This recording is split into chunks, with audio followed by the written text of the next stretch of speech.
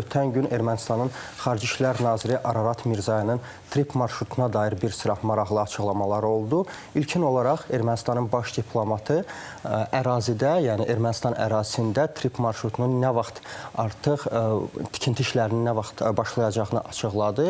Mirzoyanın sözlərinə görə tikinti işləri 2026-cı ilin ikinci yarısından artıq start götürəcək və 2026-cı ildə artıq gözlənilir ki, Birləşmiş Ştatlar və Ermənistan rəsmiləri arasında danışıqlar daha da intensivləşsin. Eyni zamanda Amerikadan bir sıra şəxslərin Ermənistana gəlib bu məsələni müzakirə etməyi, eyni zamanda ərazidə gedən tikinti işlərinə nəzarət etməyi planlaşdırırlar. Bu barədə Mirzoyan məlumat verib və bir digər maraqlı açıqlama ondan ibarətdir ki, son vaxtlar Ermənistan müxalifəti bir tezis iddia irəli sürür ki, İran və Rusiya trip marşrutunun həyata keçirilməsinə qarşıdırlar və bu prosesi ümumiyyətlə istəmirlər. Ararat Mirzoyan bununla bağlı da sualları cavablayıb ölkənin ictimai televiziyasının efirində və bildirib ki, bu tezis ümumilikdə yalandır və müxalifətə qulaq asmaq lazım deyil. Bəli, İran tərəfinin müəyyən sualları olub bu məsələ ilə bağlı, lakin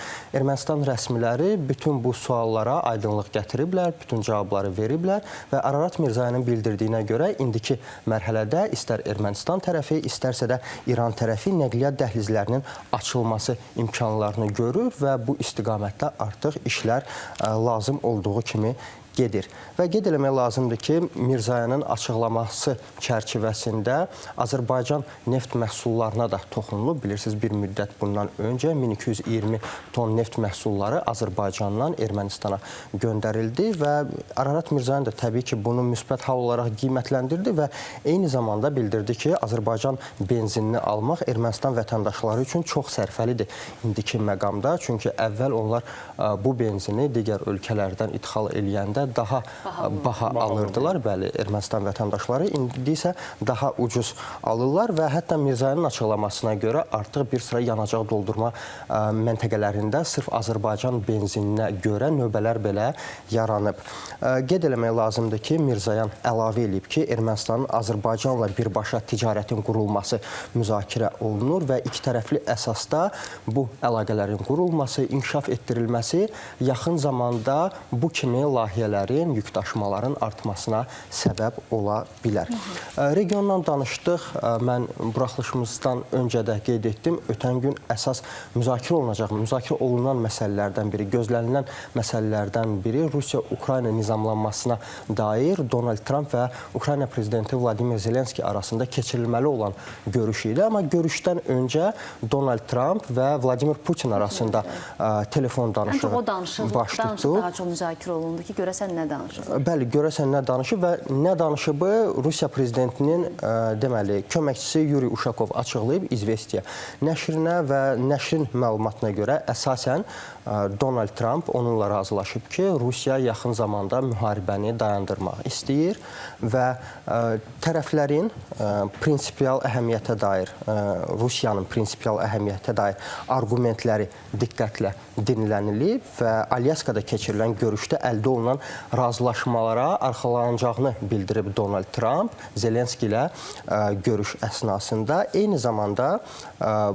görüşdən sonra deməli Putin və Donald Trump arasında keçirilən telefon danışığından sonra bir neçə dəqiqədən sonra Vladimir Zelenski və Donald Trump arasında görüş baş tutdu. Bir neçə saat davam elədi və daha sonra tərəflər mətbuat konfransında iştirak etdilər və maraqlı məqam ondan ibarətdir ki, Donald Trump öz açıqlamasında bildirdi ki, Rusiya yaxın gələcəkdə Ukraynanın çiçəklənməsini istəyir. Belə maraqlı bir açıqlama gəldi Donald Trumpdan. Sadəcə sual yaranır ki, əgər çiçəklənməsini istəyirsə, niyə görə müharibə hələ də davam eləyir və dağıntılar günü-gündən çoxalır. Və qeyd eləyir ki, ümumiyyətlə bu müharibəni dayandırmaq digər müharibələri dayandırmaqdan daha çətin oldu. Düzdür, hələ ki, yenə də nail olmayıb bu müharibəni dayandırmağa, amma istənilən halda çox çətindir, deyir Donald Trump. Və qeyd eləyib ki, tərəflər Zaporojye Atom Elektrik Stansiyasına dair müzakirələr də aparıb, istər Rusiya, istər Ukrayna tərəfi ilə və Rusiya tərəfi istəyir ki, Ukrayna üçün də bu atom elektrik stansiyası, nüvə elektrik stansiyası əlçatan olsun. Zelenskinin də bir sıra açıqlamaları oldu və bildirdi ki, tərəfdaşları ilə birlikdə Ukraynaya təhlükəsizlik zəmanətlərinin verilməsi məsələsi aktiv şəkildə müzakirə olunur və qeyd edib ki, artıq 20 bəndlik sülh müqaviləsi vardı, sülh sazişi var idi ilkin olaraq. Bu sazişin demək olar ki, 90% artıq razılaşdırılıb. İndi Zelenskidən stat gətirmək istəyirəm. ABŞ-dən təhlükəsizlik zəmanəti 100%, ABŞ və Avropadan təminat 90%, hərbi aspektlər 100%, Ukraynanın iqtisadiyyatının bərpası planı isə yekunlaşmaq üzrədir. Yəni, ümumilikdə Zelenski qeyd edir ki, 90% bu sülh sazişi artıq razılaşdırılıb və yaxın gələcəkdə də bu istiqamət üzrə danışıqların aparılması planlaşdırılır. Təbii ki, istər Donald Trumpla görüşdən əvvəl, istərsə də sonra Vladimir Zelenski Avropadakı tərəfdaşları ilə telefonla danışdı, bir sıra məsələləri müzakirə etdi və Donald Trumpla telefon danışığından sonra, yenidən aparılan danışıqdan sonra İtaliyanın deməli, baş naziri Giorgia Meloni'nin mətbuat konfransı oldu bu istiqamətə dair və Meloni Ukraynanı dəstəklədi yenidən və bildirdi ki, sülh müqaviləsinin imzalanması, eyni zamanda sülhün əldə olunması əgər olacaqsa, burada təbii ki, Kiyevin mövqeyinə, eyni zamanda Kiyevin Avropa tərəfdaşlarının mövqeyinə, bu ölkələrə hörmət edilməlidir və bu çərçivədə ümumilikdə həyata keçirilməlidir sülh prosesi. Və qeyd edib ki, prezidentlər, yəni Trump və Zelenski davam edən danışıqlarda əldə olunan nəticələri müzakirə ediblər. Xüsusilə də təhlükəsizlik təminatlarına dair deməli məsələlər müzakirə olunub və qeyd eləmək lazımdır ki, ötən gün deməli, Beynəlxalq Atom Enerjisi üzrə Beynəlxalq Agentliyinin rəsmisi Grossi, direktoru Grossi qeyd elədi ki, Rusiya və Ukrayna Zaporojye nüvə elektrik stansiyasına dair bu ərazidə atəşkəsə nail olublar. Atəşkəs isə, buradakı atəşkəs təmir işləri ilə bağlıdır və artıq ərazidə aktiv şəkildə təmir işləri başlanılıb. Çünki bilirsiniz, müharibə fonunda nüvə elektrik stansiyasının yaxınlığında bir sıra partlayışlar baş vermişdi, sırf qarşılıqlı raket hücumları sayəsində və bu səbəbdən Beynəlxalq Agentlik hesab edir ki, indiki məqamda deməli, təmirə ehtiyacı var və bu səbəbdən təmir üçün bu atəşkəsin imzalanması çox vacib idi və əldə eləyiblər sözgedən razılaşmanı tərəflər. Donald Trumpdan biz az öncə danışdıq və qeyd eləmək lazımdır ki, dünənlə yanaşı bugün də kifayət qədər qrafiki dolu olacaq Donald Trumpın. Xüsusilə İsrailin baş naziri Benjamin Netanyahu ilə görüşü planlaşdırılır. Artıq bir müddətdir ki, bununla bağlı aktiv müzakirələr aparılır. İstər qərb nəşrlərində, istərsə də yaxın şərqlə əlaqəli olan bir sıra media agentliklərində, media qurumlarında və qərb nəşrlərinin iddiasına görə Benjamin Netanyahu ilə Donald Trumpın arasında keçiriləcək görüşün əsas mövzusu Netanyahunun İran və yaxın şərqdə növbəti əməliyyat keçirmək üçün Donald Trumpdan icazə alması ilə bağlı olacaq. Belə bir iddialar var.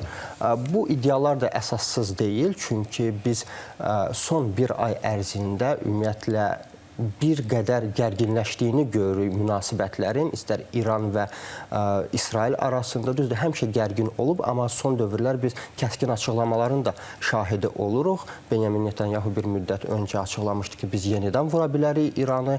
Bu səbəbdən ehtiyatlı olmalıdırlar. Abbas Ərəqçidən də cavab gəlmişdi ona səfərə. Bəli, Netanyahu bildirmişdi ki, İsrail Kəşfiyyat Xidmətinə artıq məlumatı var ki, İran tərəfi müəyyən hazırlıqlar görür, müəyyən təlimlər görür, amma bununla bağlı ümumiyyətlə hər hansısa hərəkət olmamalıdır, bildirirlər İsrail rəsmiləri, xüsusilə baş nazir və bu səbəbdən qərb nəşrləri hesab eləyirlər ki, növbəti əməliyyat, növbəti prosesi başlatmaq üçün Benjamin Netanyahu Donald Trumpdan icazə almaq niyyətindədir. Donald Trump isə özünü son vaxtlar sülh əldə edən lider, müharibələri dayandıran lider kimi göstərir və görək növbəti müharibəyə bir növ icazə verəcək, növbəti əməliyyata icazə verəcək yoxsa yox. Bunu da yəqin ki, bugün keçiriləcək görüşdən sonra artıq biz açıq şəkildə biləcəyik. Demək Məndən ki, isə dostlar, ilin sonuna bir müharibə bitib də digər müharibə başlaya Başlama bilər. ehtimalı var və ümid edirik bu baş tutmaz. ümid eləyək ki, baş tutmaz və 2026-cı ildə də Rusiya-Ukrayna müharibəsinə dair biz sülh işartılarını, sülh addımlarını görərik. Yeri gəlmişkən, bugün sənin sonuncu efirindir bizimlə, yeni il. Bəli. Bu ildə doğru mu? Bəli, bu ildə sonuncu efrimdir, çox sağ olun. Bir də gələn il görüşəcəyik səninlə, təbrik edirəm. Bəli, mən də Bir ildən həm sonra. sizi, həm bizi izləyən tamaşaçılarımızı efir vasitəsilə Dünya Azərbaycanlıların Həmrəylik günü və yeni il münasibətilə təbrik edir, xoş istirahətlər arzu edirəm. Çox sağ ol, Təşəkkürlər təşəkkür edirik. Hörmətli izləyicilər, xəbərin zamanını izləyirdiniz. Sağ olun, salamat qalın.